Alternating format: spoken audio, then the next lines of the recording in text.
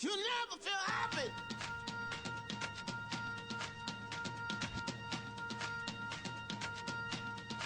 Never feel happy. No, you won't.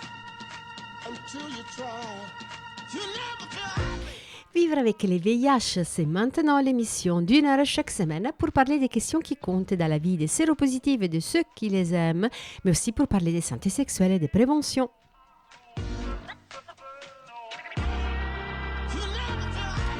Il y a 40 ans, le virus du VIH a été découvert à l'Institut Pasteur de Paris. Aujourd'hui, en 2023, retour sur ces lieux avec les chercheurs qui travaillent sur ce virus à la recherche de la guérison avec un témoin d'exception, les patients de Genève, Romuald.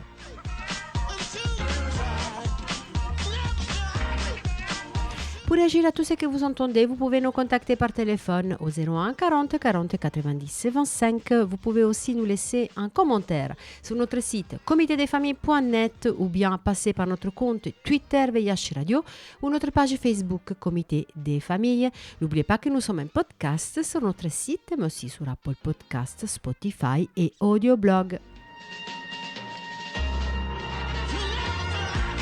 Avant de commencer cette émission, le 5 décembre, c'est la journée mondiale du bénévolat. Il serait 12,5 millions les bénévoles dans le monde. Cette journée, c'est l'occasion pour fêter l'engagement, mais aussi pour lancer un appel. Les associations comme la nôtre, les comités des familles, ont toujours besoin de support, des volontaires et des soutiens pour qu'ils ont de la bonne volonté. N'hésitez pas à nous rejoindre ou à rejoindre une des associations que vous sentez les plus proches à vos valeurs pour continuer à lutter ensemble.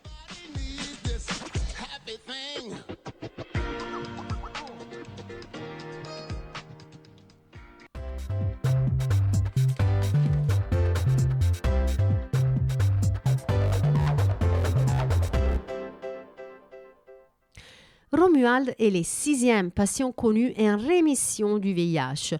Aujourd'hui, nous vous présentons son témoignage interrogé par les chercheurs de l'Institut Pasteur. Nous parlons des rémissions, mais aussi des guérisons du VIH. Après 40 ans de sa découverte, la fin paraît plus proche que jamais.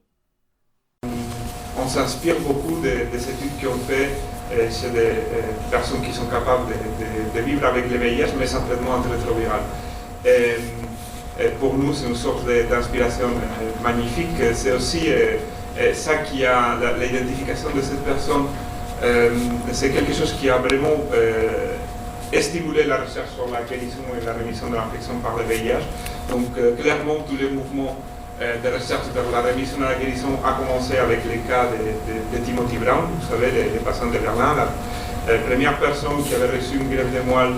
La première personne avec VIH qui avait reçu une greffe de moelle issue d'un donneur qui portait la mutation de résistance SR5 et le fait qu'il n'a pas montré de rebond viral et que donc, tous les tests qui ont été faits ne montraient pas, on ne montrait plus des signes de présence d'un virus réplicatif a montré, c'était la preuve de concept que finalement cette guérison de l'infection par le VIH, cette rémission qui semblait impossible, était possible, en tout cas dans certains cas.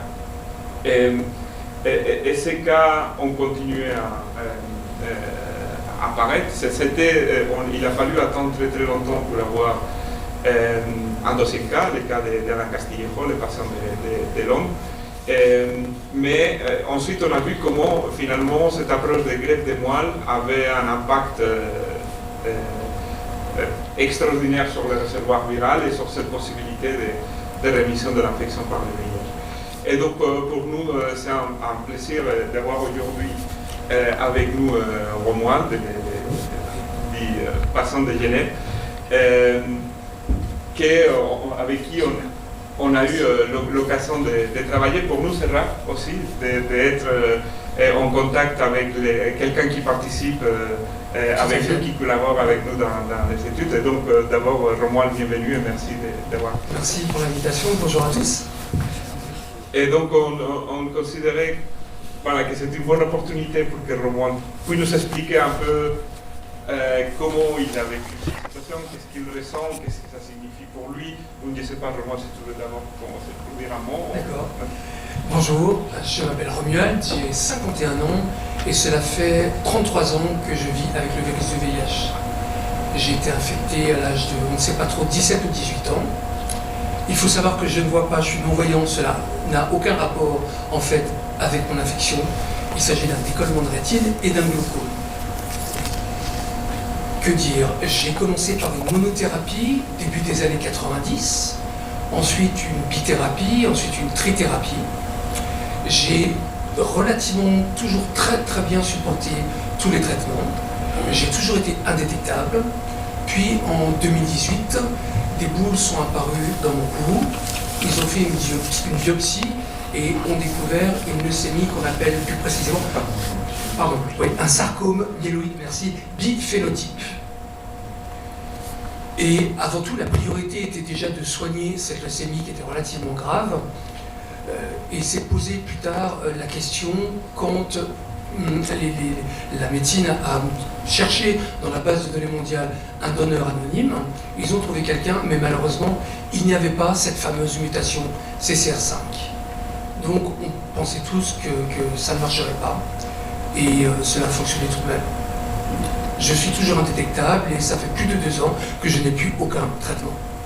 Il faut dire que par rapport à d'autres cas, donc on a parlé de greffe de moelle, il y a la particularité que le donneur de moelle ne portait pas cette mutation CCR5. Donc effectivement, le cas il était inattendu parce qu'il y a eu dans le passé d'autres types de greffes dans les mêmes conditions qui n'ont pas vraiment fonctionné. Donc je ne sais pas comment vous avez ressenti justement cette transition pendant ces 30 ans, commencer avec les premiers traitements qui n'étaient pas super efficaces, une monothérapie, une trithérapie, après un allègement ou un parcours dans les sens inverses. Alors, j'ai eu la chance d'être infecté à l'époque où les traitements étaient déjà plus performants. Par exemple, je n'ai pas connu la ZT et toutes ces choses-là. Je pense être arrivé, si je puis me permettre l'expression, au bon moment où les traitements étaient de mieux en mieux et j'ai quasiment jamais eu de d'effets secondaires. Donc j'ai relativement bien vécu mon VIH parce que, en plus, j'étais toujours indétectable. Donc pour moi, je faisais avec, de toute façon, je n'avais pas le choix. Et vous imaginez à ces moments qu'un jour, pourrez-vous passer des traitements intéressants? Jamais. Parce que dès le début, on m'a toujours dit qu'il fallait vraiment très strictement prendre les traitements. J'ai jamais raté une seule prise. Et le jour où on m'a dit « vous pouvez arrêter le traitement », waouh, c'était étonnant. Ça m'a presque fait peur. Parce que quand j'avais le traitement, je savais que j'étais protégé. Et le fait de ne plus l'avoir, j'avais une sensation bizarre parce que ça fait 33 ans que je vivais avec ce traitement, quoi. Oui, effectivement, et ça, je pense que c'est quelque chose d'important, évidemment. On ne va pas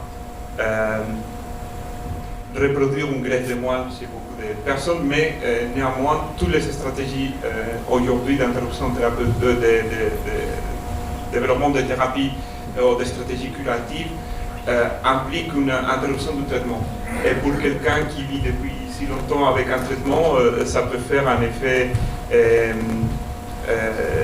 bizarre, faire peur. Donc est-ce qu'il y a, est-ce que il y avait une appréhension ces premiers jours après l'interruption? Ah oui, oui, tout à fait. Et même les premiers mois, à chaque prise de sang où on contrôlait que je reste indétectable, j'admets être toujours un peu anxieux de me dire peut-être ça va revenir, tout en sachant qu'on m'avait bien indiqué que si le virus revenait, tout de suite on me remettrait sous traitement, et ça m'a tranquillisé en fait.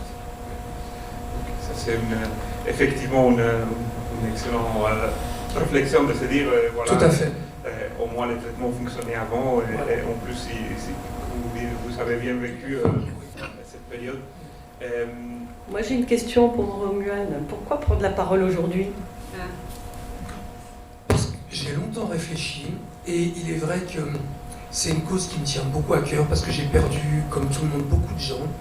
Et puis je voulais aussi faire avancer la cause par rapport à la discrimination qu'est le VIH. Je trouve, et j'en suis certain qu'en 2023 c'est toujours une maladie taboue, on voit la plupart du temps, et je respecte des gens qui sont floués, qui sont cachés, et puis j'ai longuement réfléchi, je me suis dit écoute, montre-toi, parce que j'aurais eu l'impression d'avoir fait les choses à moitié. C'est ou faire bien les choses ou pas les faire. Mais le fait d'être resté d'abord le patient de Genève m'a permis de voir un peu la température, et quand j'ai vu que tout se passait bien, je me suis dit, bon ben, sors du bois quoi. Merci. Michaela, tu voulais poser Oui, j'ai une question. Vous avez dit tout à l'heure, justement, le moment où vous avez arrêté le traitement, je veux savoir un peu plus comment ça s'est passé, parce que c'est une décision qui est difficile. C'était vous avec le médecin, qu'est-ce qui a été discuté à ce moment-là et pourquoi arrêter à ce moment-là et pas plus tard? Quel était ce moment de décision? Quels étaient les critères qu'ils ont dit j'arrête?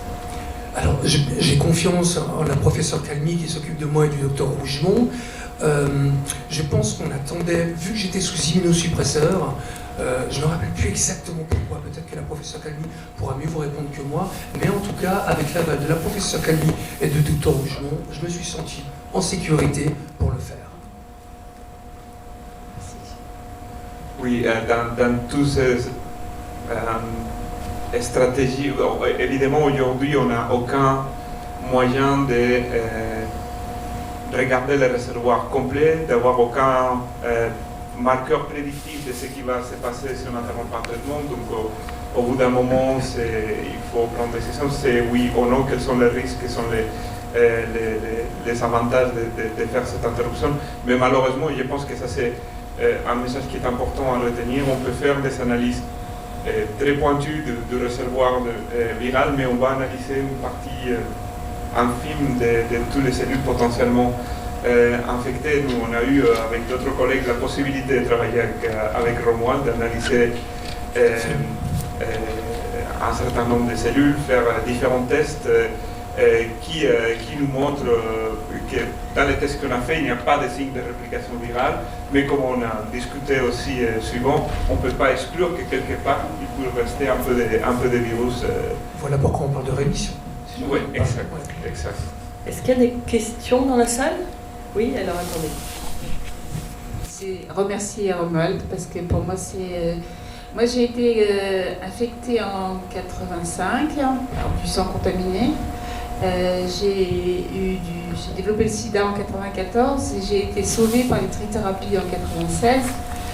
J'ai eu des traitements assez durs et des effets secondaires. Et en fait, j'ai entendu parler de ce qu'on va parler demain et après-demain que la semaine dernière. Et pour moi, savoir que peut-être on pourrait arrêter les ARV, pour moi c'est incroyable. C'est quelque chose que je n'attendais plus. Et bon, je ne dis pas que ça me fait pas peur, mais parce que au moment où j'ai pris les trithérapies, j'étais pratiquement à la fin de ma vie. Et c'est vrai que j'ai mis plusieurs années à y croire. La réaction, je parle de ça parce que vous parlez de réaction. Quand on pèse 38 kilos et qu'on vous dit on vous donne des médicaments et ça va peut-être marcher. Moi, j'ai mis 4 ans pour être sûre que j'allais pas mourir. C'est quelque chose qui... Et pourtant, 1 mois ou 2 mois après la prise, je marchais, je remarchais, je montais les escaliers, quelque chose que je faisais pas. Moi, les médicaments, c'était fabuleux. Mais de là, y croire dans sa tête, c'est pas facile. Et quand on parle d'arrêter, eh bien évidemment, ça fait peur. Ça fait peur. Mais une chose qui est importante, c'est la confiance dans les médecins. Parce que si on vous dit ça va marcher de toute façon, vous ne craignez rien, vous serez surveillé, ça va beaucoup mieux. Voilà, c'est ce que je voulais dire. Bravo. Et encore bravo. Merci à vous. Je voulais rajouter une chose. C'est que aussi, je suis scientifique, je suis au CNRS, et en fait, moi, je crois à la recherche et à la science aussi. Donc, ça va dans le bon sens. Mais je pense qu'il faut y croire, parce que c'est l'avenir. C'est l'avenir. Si je puis me permettre, j'ai pris la décision d'arrêter le traitement aussi pour ça. Parce que je suis certain, il y a des gens qui, il y a longtemps, en arrière, ont fait aussi des essais thérapeutiques, ont pris des risques pour que les médicaments et nos médicaments avancent. Et on se doit, à notre tour, chacun à notre manière, de faire aussi avancer les choses. Oui, alors, moi j'ai la question scientifique, évidemment. C'est que, ok, alors une greffe de voix, on avait connu ça avec Tim Brown, on a connu ça avec un certain nombre d'autres personnes qui qui ont eu besoin d'une greffe de moelle osseuse et pour lesquels on a trouvé un donneur d'état 32, c'était très bien. Et on avait une certaine explication. D'ailleurs, il y en a aussi qui ont un petit peu moins bien marché, donc c'est assez intéressant de voir ça. Là, effectivement, la greffe de moelle, elle est standard, si je puis dire, enfin, elle est wild type, si je puis dire. Et là, évidemment, vient la question, mais alors pourquoi ça marche?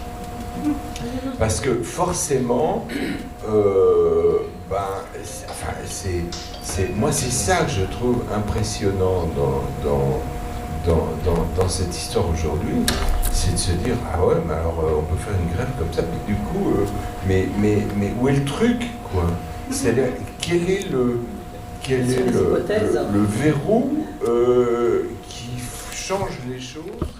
Parce que, alors là, en termes de résultats de recherche, il y a quelque chose à trouver quand même, non?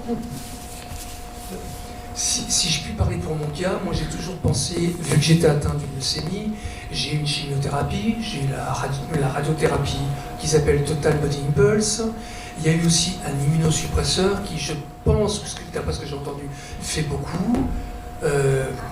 Il y a peut-être un peu de moi, de mon mental, je me demande si peut-être toutes ces choses ensemble, je l'espère qu'au moins qu'une, la médecine et la recherche arrivent enfin à trouver, mais je suis certain que on est vraiment très près. Je suis très très très confiant. Oui, peut-être si... Oui, si je peux rajouter quelque chose, donc d'abord peut-être clarifier, effectivement, tu as dit on peut faire une greffe comme ça, mais évidemment faire une greffe comme ça, c'est pas banal de faire une greffe de moelle, c'est lourd avec des conséquences, je ne sais pas si... c'est normal. C'est pire que tout le reste, oui. Parce qu'effectivement, on est contacté souvent par des gens qui disent « Ah, mais ça c'est extraordinaire, moi il y avait une greffe de moelle, j'allais discuter avec Alain Cartier, il m'a dit non. » C'est 3 mois de chambre stérile, c'est tout pour détruire tout ce qu'il y a, la chimio, la radio, des souffrances. Moi, si je devais définir un épisode de ma vie, c'est le pire des épisodes. Je ne parle même pas de mon handicap visuel ou du VIH, c'est cet épisode de leucémie. J'en arrive même à dire que ça m'a, pardonnez-moi l'expression, mais gâché un peu la fête pendant un temps de la rémission de ce VIH, tellement j'étais embourbé et énormément d'effets secondaires, beaucoup plus avec mon traitement maintenant pour la leucémie que tout le reste. Donc c'est loin d'être, comme vous dites, anodin. Vraiment, c'est... Wow, je le souhaite à personne. Et je pense que ça c'est un message important aussi à faire passer, parce que quand on parle de ce type de cas, effectivement, ça soulève l'espoir et beaucoup de gens y croient. Les gens pensent que c'est juste une prise de sang. Oui, c'est ça, que ça va être simple. Après, pour les raisons scientifiques, peut-être pour rentrer un peu plus dans les détails. Oui, donc nous, on a eu le privilège d'analyser, d'étudier dans l'étude de la Cortex System une trentaine de personnes avec VIH qui ont reçu une greffe de moelle. Et ce qu'on peut voir, c'est que dans la greffe de moelle, systématiquement, si la greffe fonctionne, c'est différent dans les quelques rares cas où il n'y a pas eu une bonne implantation de la greffe, si on peut le dire comme ça. Mais dans les greffes, dans la immense majorité, quand ça a bien fonctionné, on voit avec nos outils, à nous, la disparition du réservoir. Donc ça, c'est un effet systématique de la greffe. Il y a plusieurs phases. Il y a une première phase de conditionnement, plus ou moins agressive, avec la radiothérapie, la chimiothérapie qui va détruire déjà toute une série un bon nombre de cellules porteuses de VIH. Et après, au moment de la greffe, il y a des réactions qu'on appelle des greffons contre l'autre. Donc les cellules du greffon, les cellules immunitaires, parce que finalement, ce qu'on fait, c'est remplacer un système immunitaire pour un autre. Et les systèmes immunitaires du patient sont les cellules porteuses du VIH. Et donc, quand il y a la greffe de moelle, les cellules du donneur vont s'attaquer aux cellules qu'ils considèrent étranges. Et donc, dans le cas d'une greffe de moelle, c'est les cellules du patient, les cellules immunitaires. Et cet effet de greffon contre l'autre a un impact majeur sur l'élimination des cellules infectées. Donc, dans le cas de l'infection par le VIH, on parle aujourd'hui des effets de greffon contre le réservoir. Et donc, tout ça fait que dans la immense majorité des cas, avec les tests qu'on peut faire, on n'arrive plus à trouver des cellules infectées, encore une fois, sur une partie très petite de tout ce qu'on pourrait analyser. Donc la greffe des moelles, c'est une intervention très lourde, très sévère, mais qui a des effets reproductibles et majeurs sur le réservoir viral. Après, comme tu disais, ça ne suffit pas. On sait que dans quelques cas, peut-être les plus médiatiques étaient ceux qui ont été connus comme les cas de patients de Boston, qui avaient eu une greffe de moelle issue des donneurs CSR5, où on a vu que le virus ne réapparaissait pas. Donc c'était CSR5 wild type, donc de celui qui ne portait pas la mutation. Et on voyait que pendant quelques mois, la charge virale restait indétectable, mais finalement, au bout de quelques petits mois, le virus est réapparu. Quelle est la différence avec les cas de Romuald? Il l'expliquait très bien tout à l'heure. Il y a plusieurs hypothèses. Une hypothèse, c'est que la greffe et sa réaction de greffe contre l'autre ont été particulièrement efficaces et sont réussis à éliminer d'une façon encore plus profonde que ce qu'on voit normalement les réservoirs viraux. Il y a des possibilités aussi que certains immunosuppresseurs jouent toujours un rôle dans l'effet d'empêcher une activation immunitaire qui pourrait réactiver les quelques virus qui seraient toujours présents. Et on ne peut pas exclure qu'il y a d'autres mécanismes de défense, en particulier de l'immunité, particulièrement de l'immunité innée, qui pourrait aussi jouer un rôle dans le maintien de ce virus sous contrôle.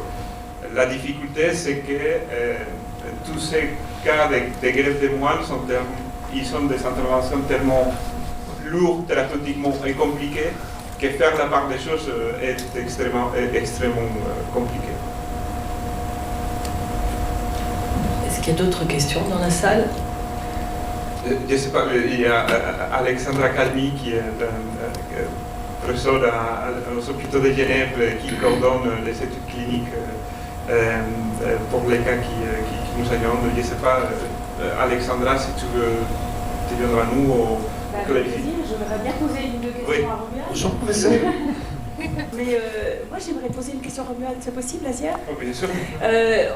C'est une question, Romuald, qu'on nous a posée à Brisbane. Oui, tu t'en souviens certainement, Azier. Et une des questions que les participants à la conférence mondiale nous ont posées, c'est comment est-ce que vous avez parlé à Romuald pour lui dire qu'est-ce que ça voulait dire d'être guéri, et comment Romuald, lui, a compris ce que ça voulait dire d'être guéri en termes de se protéger lors de certains risques, etc. Et que finalement, comme on a tellement peu d'expérience, qu'on ne sait pas ce que ça veut dire une rémission profonde, les gens confondent le mot rémission et le mot guérison, c'est pas si simple d'avoir ce discours. Qu'est-ce qu'on entend quand on est une personne qui vit avec le VIH depuis tellement longtemps, puis qu'on vous dit vous arrêtez le traitement et que vous êtes en rémission, mais peut-être pas guéri, mais peut-être un peu guéri. Comment est-ce qu'on entend ça? Alors c'est vrai que c'est encore un peu pas abstrait parce que c'est là quand même, mais je sais quand même, et c'est bien comme un peu ma leucémie, que je suis en remission de ma leucémie et de l'effacement du VIH aussi. Je pense que j'ai bien compris la différence.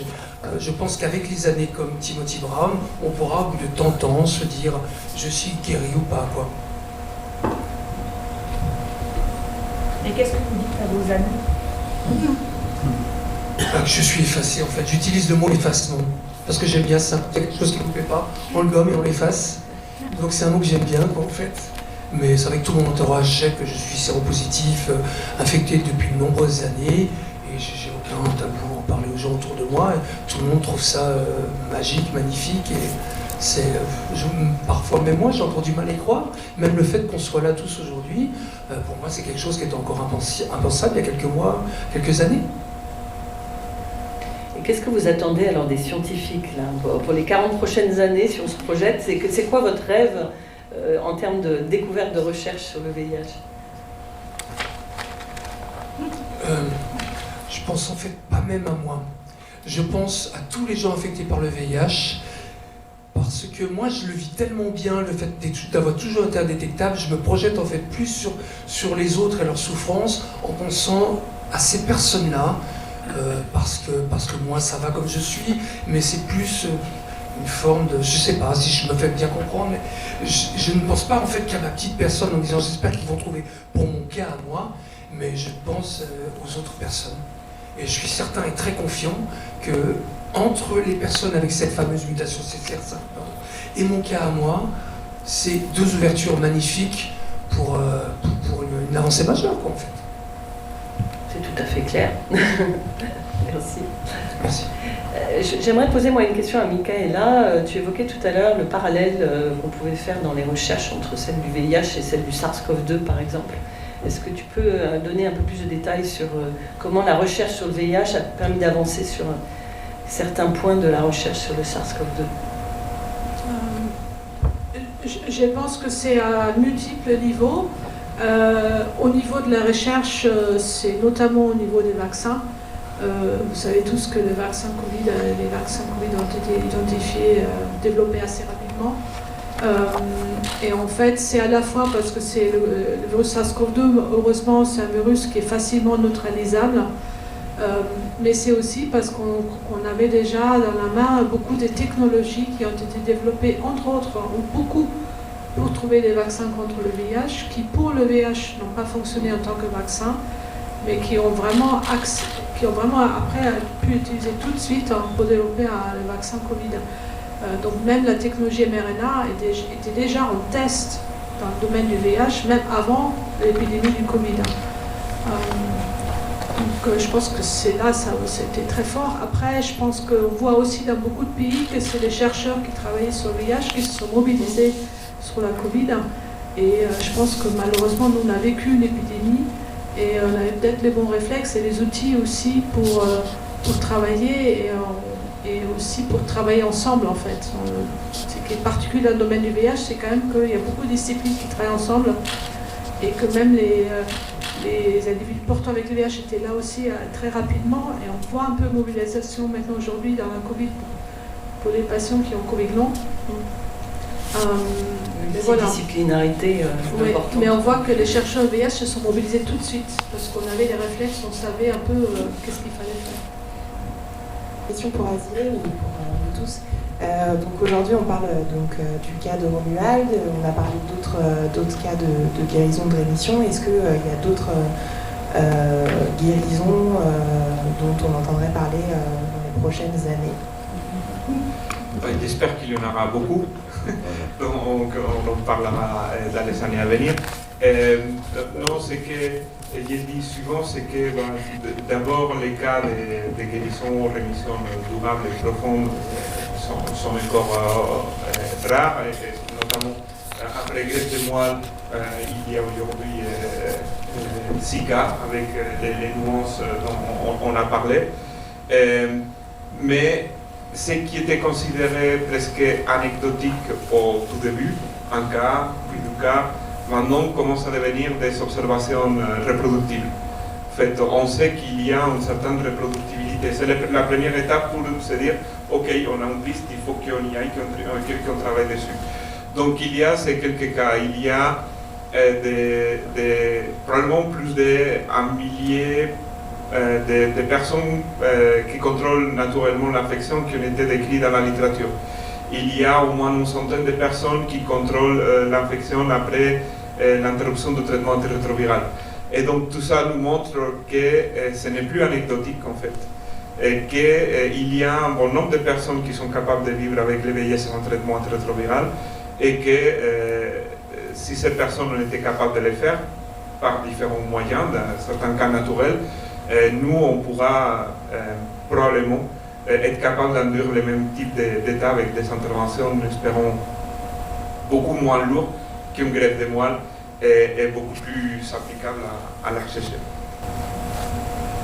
Si je peux ajouter quelque chose, en fait, dans ce qui a été dit, je pense que cette recherche, ce type de recherche sur les individus qui ont eu la greffe, nous a aussi permis de voir qu'en fait, on faisait au départ une distinction entre guérison, éradication et rémission. Et on voit que c'est plus un continuum, mais qu'en fait, même dans les cas de guérison complète, il y a peut-être toujours des cellules qui restent dans le corps. Et que peut-être on n'a pas besoin finalement d'éradiquer toutes les cellules jusqu'au dernier endroit, mais qu'il faut plutôt réfléchir comment en fait on arrive à construire des barrières au virus et que ça pourrait suffire. Et que donc ce que disait Azir, c'est à long terme évidemment essayer de trouver des thérapies qui remplacent la greffe, qui sont sans danger. Mais finalement, peut-être on a un peu d'espoir parce que finalement, on n'a peut-être pas besoin d'éradiquer toutes les cellules. Je voulais mentionner aussi que dans la salle, il y a d'autres chercheurs de l'Institut Pasteur. Là, je vois par exemple Marc Lavigne ou Johan Madec. Donc, il y a des chercheurs aussi qui sont là, avec qui vous pouvez parler. Il y a plusieurs chercheurs sur l'Institut Pasteur qui travaillent sur le VIH. Merci. Alors, on vous a peu entendu, Alexandra Calmy. Sur quel type de travaux vous êtes au niveau des hôpitaux de Genève? Donc, nous, on a beaucoup travaillé sur deux axes principaux. D'abord, sur celui de l'optimisation des traitements. Donc, comment rendre les traitements les plus simples, les mieux tolérés. Et puis aussi sur l'accès au traitement, évidemment, pour essayer de faire en sorte que les recommandations internationales ne soient pas différentes selon la zone géographique dans laquelle on vit. Et évidemment, Genève, c'est la ville de l'OMS, donc moi je fais partie des recommandations de l'OMS. C'est vraiment un engagement important pour nous avec l'OMS de pouvoir faire en sorte que les travaux qui sortent des laboratoires ou des hôpitaux soient applicables dans tous les pays du monde. Donc ça, c'est vraiment un point essentiel pour nous. Et puis je vais peut-être rajouter un dernier point sur ce que vous avez dit, parce qu'évidemment Azière et vous l'avez dit, Michaela, vous l'avez dit beaucoup mieux que moi, mais ce que j'entends dans ma pratique clinique, c'est que beaucoup de patients, j'ai mis le poster de Romuald derrière ma salle de consultation, c'est marqué le patient de Genève, un espoir pour tout le monde. Et puis, ce que disent beaucoup de patients, et je crois vraiment à ça, c'est que le jour où il y aura une rémission ou une guérison dans ce continuum que vous dites, finalement, qui reste une ou deux cellules, on s'en fiche, le jour où les gens n'auront plus besoin de prendre de traitement pour contenir ce virus, je pense aussi que ça va favoriser la déstigmatisation. Parce que finalement, l'enjeu majeur aujourd'hui, c'est peut-être pas d'avoir un comprimé par jour, c'est qu'il reste ce poids social sur le VIH qui est énorme. Et beaucoup de patients, quand ils rentrent dans mon bureau, quand ils ont vu à partir du mois de juillet l'affiche de Romuald, ils m'ont dit « Ah, ben dis donc, ça serait pas trop tôt qu'on puisse vivre enfin normalement ». Et en fait, parce qu'il y a aussi tout un pan de chercheuses et de chercheurs qui me disent « Mais ça sert à quoi cette histoire? De toute façon, maintenant, avec un comprimé par jour, il n'y a plus d'enjeu dans le VIH ». Moi, je pense qu'il y a un énorme enjeu. Il est énorme sur le plan médical. On voit bien toutes les barrières qu'il faut construire pour que ce virus arrête de se répliquer. Mais il y a aussi un enjeu et une barrière sociale majeure. Et peut-être que ces travaux qu'on fait tous ensemble et cette discussion dans cette salle amènera un jour à ce que les gens puissent dire « Oui, c'est vrai, un jour j'étais séropositif pour le VIH. Maintenant, je ne le suis plus. » Ça serait quand même fabuleux. Alors, je crois que pendant le colloque, il y a justement des tables rondes et des chercheurs qui adressent ce sujet du poids social.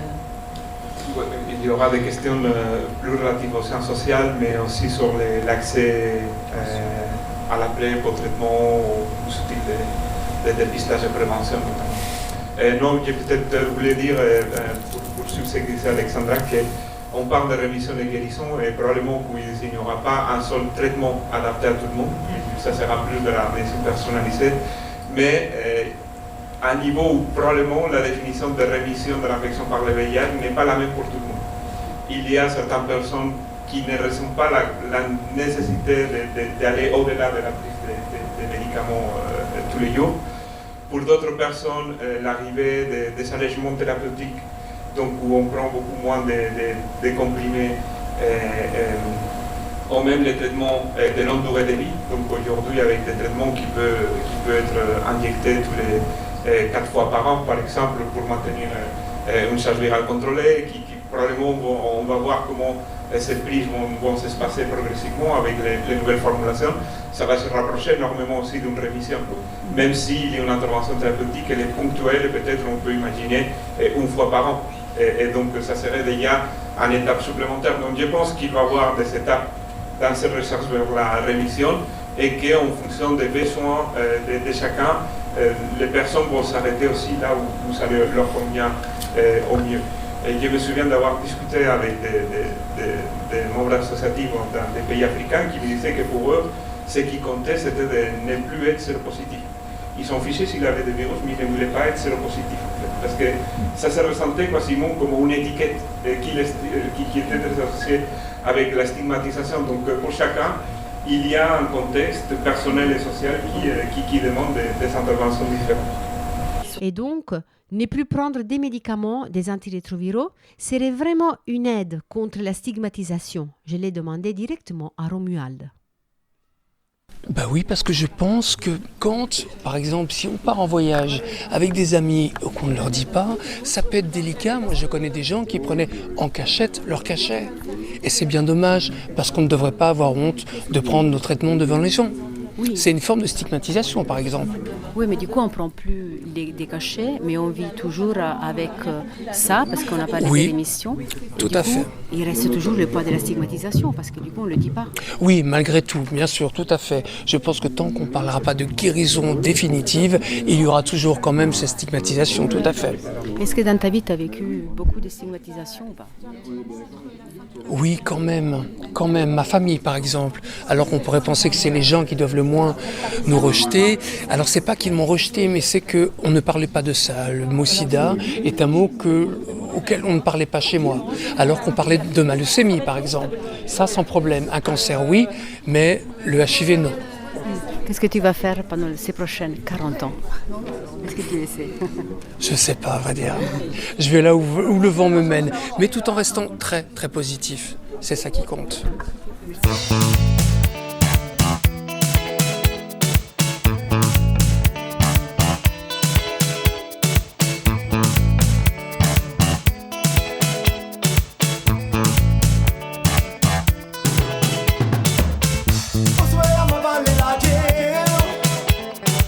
Parce que c'est pas comme tous les jours. Il y a un bagage qui m'a ça. Moi j'apparais pour le mouvement là.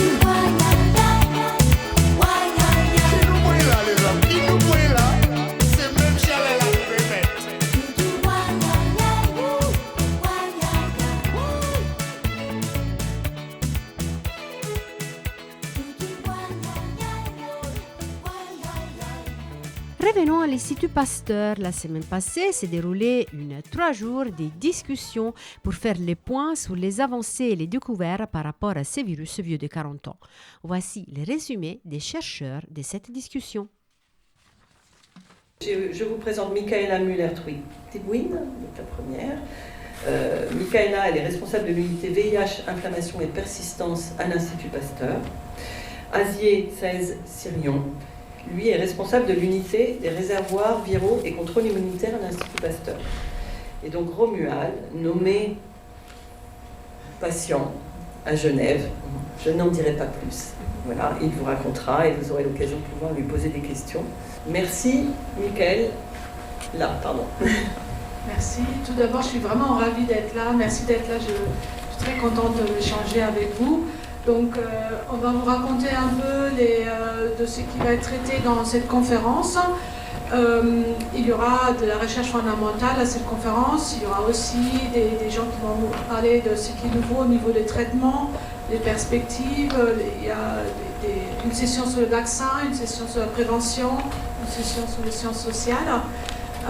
Donc Azier et moi, on va plutôt parler de la recherche fondamentale et translationnelle. Et on ne va pas parler de tout, donc n'hésitez pas après justement de nous poser des questions. On va juste parler chacun 5 minutes rapidement. Dans la première session, en fait, on va parler du virus lui-même, le VIH, qui est tellement complexe et tellement difficile.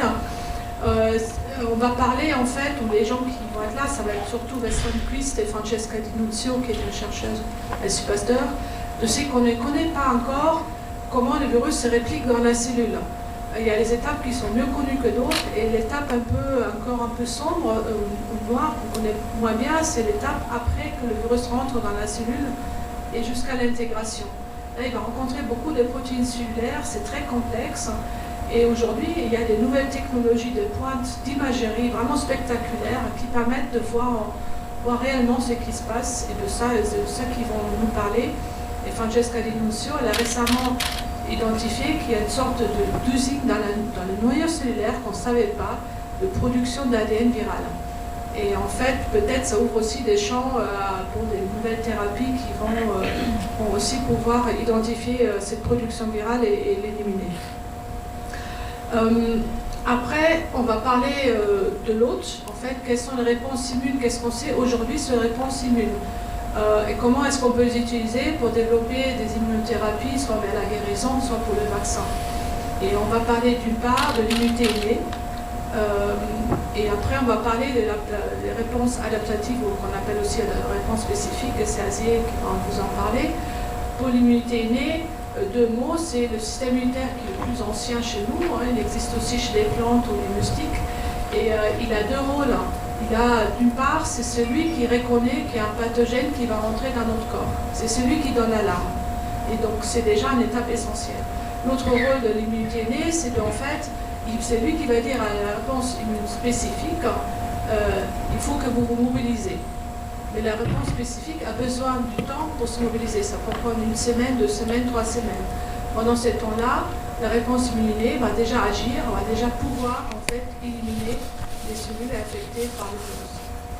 Elle va aussi déclencher d'autres protéines virales à l'intérieur de la cellule qui vont bloquer la réplication virale. C'est un peu comme si le corps produisait lui-même des médicaments à l'intérieur de la cellule. Là, c'est Olivier Schwartz qui va vous en parler. Il y a aussi Florence Marcotin et Moncef Bekiran qui vont parler de ces cellules et de cette guerre un peu qui existe dans la cellule entre les protéines cellulaires et les protéines virales. Le virus va essayer d'échapper. Et tous ces mécanismes, en fait, on va entendre ce qu'il y a de nouveau et qu'est-ce que ça peut apporter pour la recherche sur le VIH. Et aussi en fait, c'est qu'on voit aussi à fur et à mesure, notamment la travaux d'Olivier Schwartz par exemple, que la recherche sur le VIH, les molécules qui identifient les mécanismes, peuvent aussi jouer un rôle dans d'autres infections virales, telles que l'infection par le virus Zika, le virus SARS-CoV-2, etc. Et puis ce qu'on va entendre aussi, c'est qu'on travaille sur l'immunité innée, ce qui a été découvert, c'est qu'il y a des différences entre hommes et femmes. Les femmes, en fait, ont une plus grande capacité à produire des molécules d'alarme. J'espère que vous l'avez entendu. Cette molécule d'alarme qui détecte en fait qu'il y a un pathogène, et cette molécule qu'on appelle interferon-alpha. Elle est produite en plus grande quantité chez la femme et ça peut avoir des effets bénéfiques et aussi délétères. Et c'est Marcus Alfeld qui va nous parler de nouvelles connaissances dans ce domaine. Enfin, l'immunité innée, elle comprend aussi des cellules telles que les cellules tueuses naturelles. Donc c'est les cellules tueuses qui, elles, en fait, sont aussi mobilisées tout de suite. Dès la première minute, elles peuvent reconnaître une cellule anormale ou infectée et l'éliminer. Malheureusement, chez le porteur de VIH, le système immunitaire est affaibli aussi assez rapidement et les cellules tueuses naturelles ne fonctionnent pas normalement. Donc là, Nicolas Hulot va vous parler de ça, il va vous décrire un peu ces concepts de nouveau sur les cellules tueuses et comment en fait, et si on fait ces recherches, c'est aussi après de comprendre comment on peut les améliorer, comment avec une immunothérapie ou un vaccin, on peut en fait utiliser les cellules tueuses naturelles pour aller dans les réservoirs et éliminer les cellules réservoirs. Et en fait, je pense que je vais m'arrêter là et je vais prendre vos questions tout à l'heure. Oui, bonjour. Comme le disait Michaela, merci beaucoup d'être venu aujourd'hui. C'est pour nous effectivement l'opportunité de pouvoir se rapprocher un peu plus de vous tous et vous raconter un peu ce qu'on fait à l'Institut Pasteur et ce qui va être discuté dans les colloques. Donc, dans les colloques, il y aura une partie importante dédiée aux questions autour de la rémission et guérison de l'infection par le VIH. Vous savez tout d'abord pourquoi cette nuance entre guérison et rémission, quelles sont les différences. Donc, guérison de l'infection par le VIH, on le considère une guérison de l'infection quand toutes les cellules infectées sont éliminées de l'organisme de la personne qui vit avec les virus. Et aujourd'hui, on considère relativement improbable d'arriver à une guérison de la plupart des personnes qui vivent avec le VIH dû à la persistance et la dispersion de ces cellules dans l'organisme. Donc, à part quelques cas dont on parlera tout à l'heure. Donc, comme alternative, on parle aussi de rémission de l'infection par le VIH. Une autre difficulté qu'on a pour la guérison, c'est que comme on ne peut pas aller analyser toutes les cellules, c'est très difficile de prouver cette guérison. Donc, quand on parle de rémission, on parle d'un état où une personne qui avait besoin d'un traitement antirétroviral peut interrompre ce traitement antirétroviral et vivre sans avoir un rebond viral. Donc, le virus peut être toujours présent, peut-être à différents niveaux, mais il reste indétectable et contrôlé par probablement des mécanismes très, très divers. Et donc, aujourd'hui, on voit la rémission comme une première étape, après plus ou moins durable, pour arriver à parler de rémission définitive aux guérisons de l'infection. Et donc, dans cette recherche, finalement, les équipes s'orientent vers la compréhension des mécanismes de persistance du virus et aussi des réponses immunitaires qui pourraient arriver à contrôler le virus s'il restait un peu dans l'organisme. Et donc, autour de la persistance, il y aura plusieurs présentations, donc certains sur justement les mécanismes où le virus va s'insérer dans les génomes de la cellule, il va être inscrit ou pas, mais aussi il y aura deux présentations sur la persistance du virus dans des tissus ou dans des cellules moins habituelles, qu'on n'a pas un accès direct pour pouvoir les étudier, qui restaient un peu négligées dans nos études. Et donc il y a l'équipe de Morgan Boncel qui travaille ici à l'Institut Cochin à Paris, qui va nous parler des rôles des cellules non lymphocytaires, en tout cas non des cellules T, et qui pourraient agir en tant que réservoir persistant où le virus pourrait persister durablement, typiquement les macrophages et au niveau des tissus. Et aussi Sasa Ndloglou qui travaille à l'université de KwaZulu-Natal en Afrique du Sud et qui va nous expliquer comment il utilise de nouvelles technologies pour mieux comprendre le système immunitaire et la caractéristique des cellules qui persistent avec le virus, qui sont localisées dans les ganglions, donc des organes auxquels on a rarement accès, et eux ils ont été capables de mettre en place une étude qui leur permet de regarder in situ la persistance virale et les réponses immunitaires dans ces tissus. En parlant des tissus, il y a un organe qui joue un rôle clé dans l'infection par le VIH, c'est l'intestin. Beaucoup de cellules qui constituent le réservoir se trouvent dans l'intestin. La perméabilisation du réservoir va avoir un impact au niveau de l'inflammation chronique qui est associée à la pathologie de l'infection par le VIH. Et on soupçonne aussi que la microbiote qui va populer l'intestin peut jouer un rôle dans la régulation de l'infection par le VIH, mais c'est des choses qui restent pour l'instant mal comprises. Et donc Victor Garcia de l'Université d'Alabama aux États-Unis va nous montrer comment, avec un modèle clinique, un modèle préclinique, il arrive à étudier directement l'impact du microbiote et l'effet que ça peut avoir sur la réplication virale de la pathologie. Ensuite, on aura des interventions autour des développements thérapeutiques visant la rémission de l'infection par le VIH.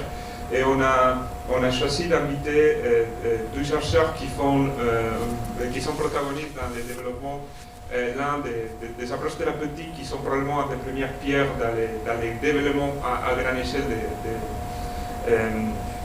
de thérapie curative. Donc Michel Nussenswey qui utilise des anticorps neutralisants à large spectre et il travaille à l'université Rockefeller, et Kamel Khalili qui utilise un projet beaucoup plus ambitieux, je dirais, peut-être l'objectif rêvé, et il utilise des approches de thérapie génique pour, d'un côté, induire une résistance dans les cellules cibles du virus, donc essayer de mimer ces fameuses mutations CSH5 delta 32 qui confèrent une résistance relative à l'infection, mais aussi utiliser les mêmes approches de thérapie génique pour aller cibler les virus qui s'intègrent dans le génome de la cellule, pour l'éliminer, les couper, les découper et les retirer du génome de la cellule, ou au moins induire plusieurs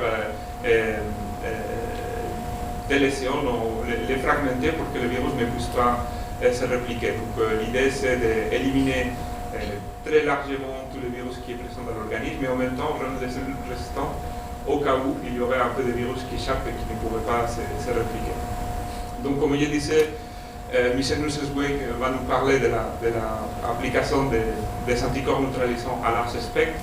Qu'est-ce que sont ces anticorps et pourquoi ils reçoivent autant d'attention aujourd'hui? Probablement vous avez déjà entendu parler et vous en entendrez davantage. Ces anticorps neutralisants à large spectre ont été retrouvés, ont été identifiés chez quelques personnes qui vivent avec le VIH, qui sont capables de les développer. Ils ne sont pas développés chez tout le monde, uniquement chez quelques rares personnes. Et ont la caractéristique d'être capable de bloquer, les virus, donc il va interagir avec les virus, il va empêcher son entrée dans la cellule. Et ces anticorps ont la particularité de reconnaître une grande diversité de variants du virus et pouvoir bloquer l'infection avec très peu de molécules. Donc ils sont une très grande affinité et vont pouvoir faire ça de façon très efficace. Et aujourd'hui, on a déjà des données cliniques qui nous montrent comment chez quelques personnes, on peut remplacer un traitement antirétroviral par un traitement avec ces anticorps neutralisants. Donc cette personne va être capable de garder les contrôles viraux en absence de traitement grâce à la présence de ces anticorps. La nouveauté, évidemment, on ne va pas remplacer tout simplement un traitement antirétroviral qu'on connaît bien aujourd'hui, très efficace, relativement aséquible, avec des anticorps qui sont beaucoup plus chers à produire, qui n'ont pas probablement un spectre aussi large que les antirétroviraux. Mais ces anticorps ont d'autres propriétés qui font que dans certains cas, il y a eu déjà des observations cliniques, font que chez certaines personnes qui ont reçu ces anticorps, même quand les anticorps ne sont plus présents dans l'organisme, le virus ne réapparaît pas. Et donc on pense que les anticorps neutralisants à large spectre, en plus de leur capacité à bloquer le virus, peuvent d'un côté faciliter l'élimination des cellules infectées, donc d'éliminer les réservoirs grâce à l'interaction notamment avec les cellules natural killer de l'immunité innée, les guider vers la cellule infectée pour faciliter l'élimination. Et de l'autre côté, qui peut former avec des fragments de virus ce qu'on appelle des complexes immuns, donc des petites complexes moléculaires qui vont avoir une certaine activité vaccinale et donc qui vont activer notre réponse immunitaire et qui vont l'éduquer davantage d'une façon plus efficace pour pouvoir ensuite contrôler les virus. Et donc, c'est justement des choses qui sont en train d'être évaluées dans des essais cliniques, et inclus ici en France, on commence un essai clinique avec ces anticorps neutralisants de large spectre, en collaboration avec l'équipe de Michel dans les semaines qui viennent. Et Hugo Mouquet, de l'Institut Pasteur, va nous expliquer comment il travaille pour identifier d'autres anticorps neutralisants de large spectre, comment il a trouvé certains de ces anticorps chez des personnes qui contrôlent naturellement l'infection ou chez des personnes qui contrôlent l'infection après interruption d'un traitement antirétroviral. Et donc pour finir, effectivement, on fera un rappel de comment l'étude de ces quelques personnes qui contrôlent l'infection, ce qu'on appelle les contrôleurs du VIH ou les contrôleurs après arrêt de traitement, nous renseigne sur les mécanismes qui sont probablement importants à cibler avec de nouvelles thérapies. On fera notamment un état des lieux de l'étude Visconti où on suit une trentaine de personnes avec VIH et qui sont ce qu'on considère aussi une rémission de l'infection par le VIH depuis en médiane 14 ans, dans certains cas plus d'une vingtaine d'années, après avoir interrompu un traitement antirétroviral et qui n'ont jamais montré des signes de réplication virale. Et donc comment ça nous a aussi informés pour mettre en place de nouvelles approches thérapeutiques ou des essais cliniques.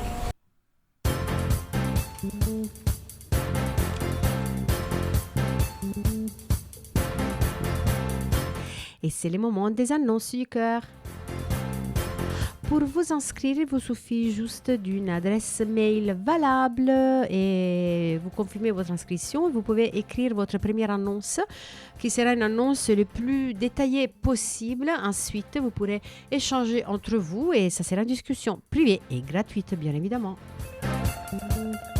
Je vous lis comme tradition quelques annonces. Homme de 33 ans, mesurant 1m88 et barbu, je souhaite faire la connaissance d'une femme âgée de 26 à 38 ans, résidant en France. Pour plus d'informations, je vous invite à m'écrire cordialement Capi.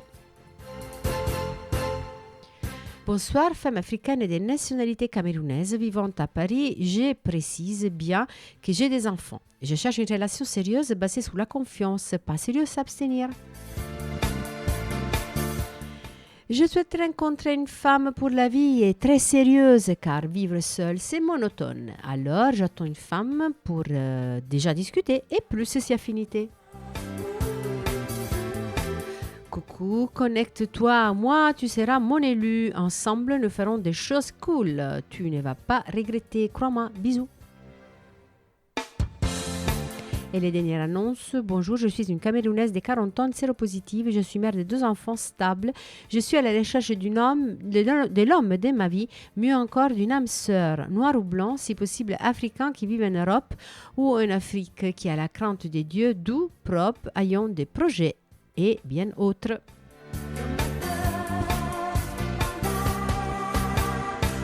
Et voilà, c'est tout pour les annonces du cœur de cette semaine, aussi pour cette émission. Je vous donne rendez-vous la semaine prochaine et écoutez-nous un podcast. À bientôt.